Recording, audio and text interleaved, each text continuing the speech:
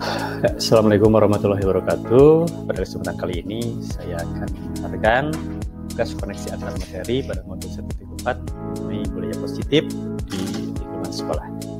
Saya Gigi Nanjar dari SMA Negeri 2 Padalarang. Refleksi pengalaman belajar. Pengalaman apa yang diperoleh dalam mempelajari modul 1. Banyak sekali, namun beberapa hal yang menjadi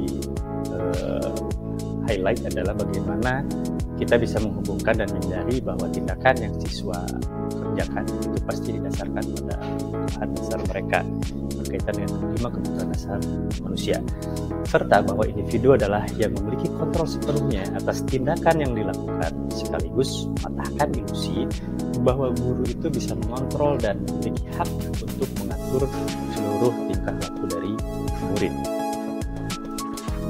Selanjutnya, emosi yang dirasakan ketika saya mempelajari modul ini yang pertama adalah perasaan menyesal dan juga sedikit bersedih karena apa yang telah saya lakukan itu tidak sesuai dengan prinsip dari penegakan budaya positif di sekolah, di mana saya kebanyakan bertindak sebagai penghukum yang justru berdampak negatif kepada perasaan siswa.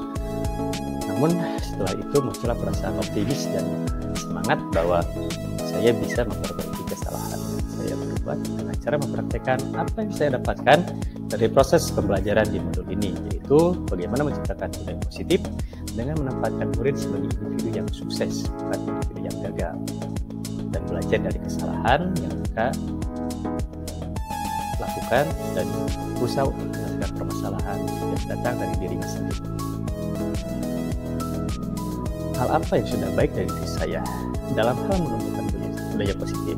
Kebanyakan saya telah menempatkan diri sebagai seorang pemantau, menindak pelanggaran atau kesalahan murid itu berdasarkan tata tertib dan konsekuensi apa yang diterima oleh murid ketika murid tersebut melakukan suatu kesalahan. Namun masih banyak hal yang perlu diperbaiki dari diri saya. Saya belum bisa bertindak sebagai seorang manajer, tidak memberikan kesempatan kepada siswa untuk menjelaskan latar belakang tindakan mereka dan tidak juga memberikan kesempatan bagi murid untuk memperbaiki kesalahannya sendiri. Nah, berikutnya untuk memperbaiki kesalahan saya, kompetensi dan kematangan diri apa yang diperlukan, terutama dalam kaitannya saya sebagai calon guru penggerak.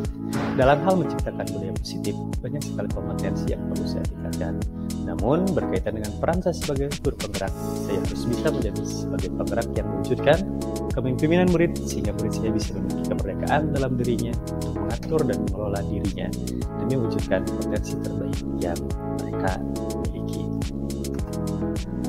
Untuk selanjutnya, bagaimana kita mengimplementasikan perubahan? Yang pertama adalah apa yang perlu saya persiapkan dalam hal menerapkan segitiga restitusi dengan peran saya sebagai seorang manajer. Untuk memperbaiki kekurangan saya perlu mempersiapkan diri untuk berlaku lebih baik sebagai seorang manajer ketika menyikapi atau membina murid yang melakukan kesalahan di sekolah. Tentu saya perlu berdiskusi dengan pimpinan, dengan rekan sejawat, dengan komunitas berkaitan dengan apa yang perlu saya lakukan dan apa yang perlu saya persiapkan. Untuk selanjutnya, apa yang sudah saya miliki?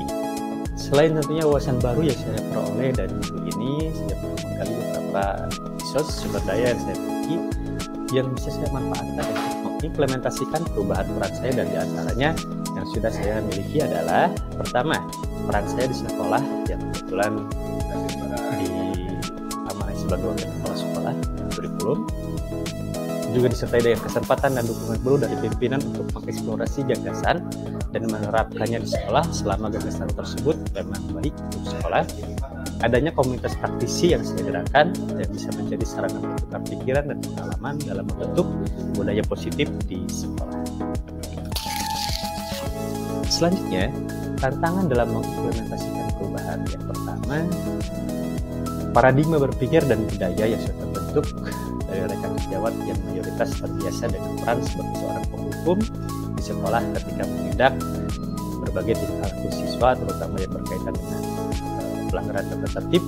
Yang kedua, peraturan dan tata tertib sekolah yang masih kental dengan beberapa nuansa feminisme. Yang ketiga, kurangnya kerjasama dengan orang tua siswa dan masyarakat berkaitan dengan pembiasaan budaya positif bukannya di sekolah tapi di rumah dan di lingkungan sekitar.